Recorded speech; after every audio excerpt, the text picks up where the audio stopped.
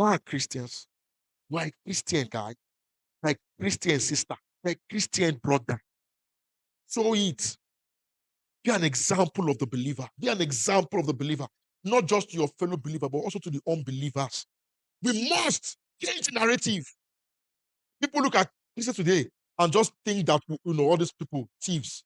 You look at pastor. That's why I told myself I'm going to be a good pastor. I don't care what the narrative is in the world. I'm going to be a good pastor. I'm not going to steal church money. I'm not going to sleep with church members. I'm not going to, I'm going to be a good pastor. I'm a Christian. I'm a Christian. I'm a pastor. If God said no more this here today, I'm still a Christian.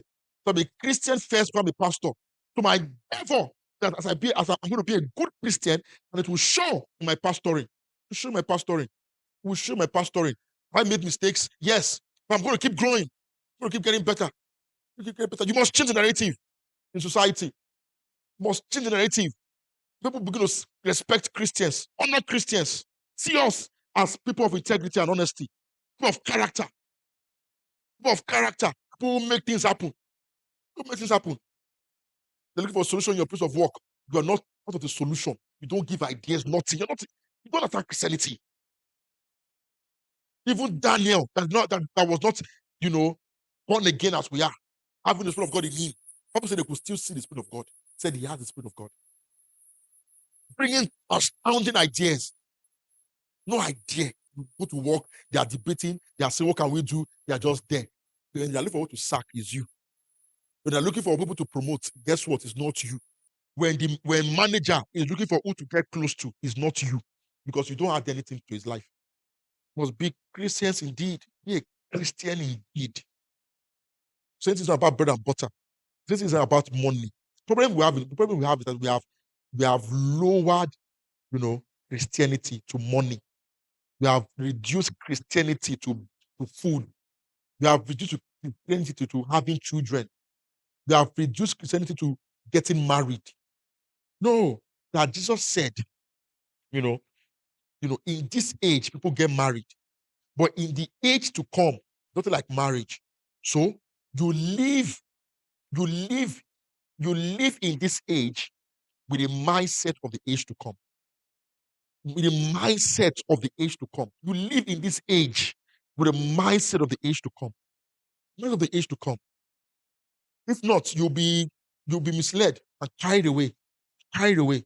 Bible says concerning the fathers of faith, heroes of faith, he said that if they had considered where they were coming from, they would not have been able to keep hoping for what was coming. Because they looked for a city whose builder and maker is God. So they lived in this age, but with the consciousness of the age to come, of where they were going to. So I've reduced, and so every believer is carnal. Every believer is money conscious, is marriage conscious. So Christianity is not about money. Christianity is about marriage. It's the life of God in man, expressed in man. Christianity is the life of God in me, expressed on the earth, expressed in my conduct, expressed in my speech, expressed in the way I live on the earth. You live on it as a believer. Put it as a believer. Put it as a believer. So all the things he said here. Praise God. See verse 30. Give to everyone who asks of you. And from him who takes away your goods, do not ask them back. We don't know Christianity. We don't understand Christianity yet. Say, give to everyone who asks of you. In Christianity, we give. Conscience of Christ, we possible to be generous. I'm very generous. That's one thing that God has. I think that one I learned it from when I was still, very young. Not even now. Very generous. Very generous. Very generous. Very generous. Very generous. Very generous. Because God takes care of me. Some my needs already knows. So whatever He's giving me is so I can help people. Unless I don't have, because if I don't have, I don't have. You know, I don't have, I don't have. And I will keep checking up. If I don't have, I will just say I don't have. I will still keep checking up on you. How far have you been get that stuff? You will say no. Oh, God will provide. Just hang in there. God will provide. I will not just say no and just leave it. I will still be checking up on you. There's someone that reached out to me, is it last month or 2 months ago, from Lagos, asked for help. My friend, I didn't have at that time. I just said I don't have, but I'm expecting something. And when that money came, I sent him an amount. He was even surprised to see the amount, you know. But just last week, I still checked up on him. Now, how far are you in a better place now? Hope things are stable. So, okay, things are more stable now. You still, that's it. Things are more stable. It's my friend died. You to pay me if he died for small money. We're losing our comrades. We're losing people in society because it's you yourself and you're after. Yourself and you're after. Now I always say it. People will go to school because of me. People will eat because of me. Jesus said that, I was hungry, did not feed me. I was naked, did not clothe me. We don't understand Christianity. In the book of Isaiah, he said, it is not the fact that I have called for. To feed the widows. And you take care of the fatherless. You don't understand Christianity. That's what we're saying today. We don't know. There's no Christ consciousness in our teachings, in our practices. We don't understand what we're saying. This is Jesus speaking. Give to everyone. Everyone. Everyone means everyone. Everyone means everyone who asks you. And from him who takes away from you, away your goods, do not ask them back. Do not ask them back. Do not ask them back. Don't go and start fighting for it. Do not ask them back. So it means that in Christianity, you are ready to suffer wrong. You suffer wrong. Suffer wrong. For the sake of peace. You suffer wrong. For the sake of peace. Verse 31. And just as you want men to do to you, you also do to them likewise. Now says verse 32. But if you love those who love you, what credit is that to you? For even sinners love those who love them. And if you do good to those who do good to you, what credit is that to you? For even sinners do the same. They do the same. And if you lend to those from whom you hope to receive back, what credit is that to you? For even sinners lend to sinners to receive as much back. And you're not a sinner, you're a believer. 35. But love your enemies. Do good and lend, hoping for nothing in return. And your reward will be great. And you will be sons of the Most High, for he is kind to the unthankful and evil. Therefore, be merciful, just as your Father also is merciful. So he said, love your enemies, do good, and lend, hoping for nothing in return. And your reward will be great. Your reward will be great. And he now said, and you will be sons indeed. The way I show myself as sons is by walking, having a Christ consciousness, and living it out. That's why I show myself as a son. Sonship is not in power. Oh, everybody's falling. Everybody's falling. Your grandma, your mother has not eaten since yesterday. Everybody's falling down. You're not. You don't know. You don't have Christ consciousness. You don't have Christ consciousness. You don't have Christ consciousness. I know what Paul said in 1 Corinthians 13. Let's read that as we start to round up. 1 Corinthians 13:1. I've totally gone out of what I planned to say today, but sometimes we need to charge ourselves like this,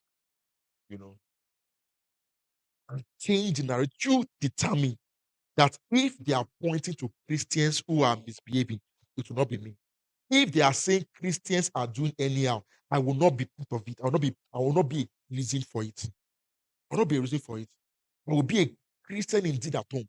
I will be a Christian indeed to my children. I will be an example of the believer in my workplace. I will be an example of the believer, in my neighborhood. I will be an example of the believer everywhere I go. Everywhere I go. And it's all these things, it's all these things. It's everything together. Everything together. 1 Corinthians 13 from verse 1. Though I speak with tongues of men and of angels, but have not love, I have become sounding brass or clanging cymbals. So I said that in the remembrance of Christ, we remember his teaching. So let's just say I'm talking about his teachings now. So he said, if you have not love, right? If you are a sounding brass or a clanging cymbal. They are hearing you, your house. You are praying in tongues, the whole compound will be shaking. But your heart is evil. You have been forgiven with your brother for the past 3 years. So you are a clanging cymbal. You are a clanging cymbal. A clanging cymbal. You have in you the power to help somebody, but you are not helping the person for whatever reason you are giving yourself, right? And you are everywhere. And laying and people are falling. So you are a clanging cymbal. You don't know Christ. You don't have Christ consciousness. Paul said, the love of Christ compels me. There are things that you are compelled to do because of the love of Christ in you. There are things you are compelled to do because of the consciousness of Jesus in you, because that consciousness in you compels you. Nothing is compelling you. You don't have Christ consciousness in you. You don't have Christ consciousness in you. Verse 2, you know that you were Gentiles. Sorry. Verse 2, and though I have the gift of prophecy and understand all mysteries and all knowledge, and though I have all faith, so that I could move mountain, but have not love, I am what? Nothing. Nothing. Nothing. Nothing. Nothing. Verse 3, and though I bestow all my goods to feed the poor, and though I give my body to be burned, but have not love, it profits me nothing, because you are doing it for eye service. You are doing it for the gram. You take 5 cartons of Indomie, somebody, you now do it for the gram, you know, feed the poor. It's paparazzi, is publicity they're looking for. You don't really have a good heart. It's just publicity you're after. Because if you truly have a good heart, so what the right hand is doing, the left hand should not know. What the left hand is doing, the right hand should not know. Yeah, have a good heart.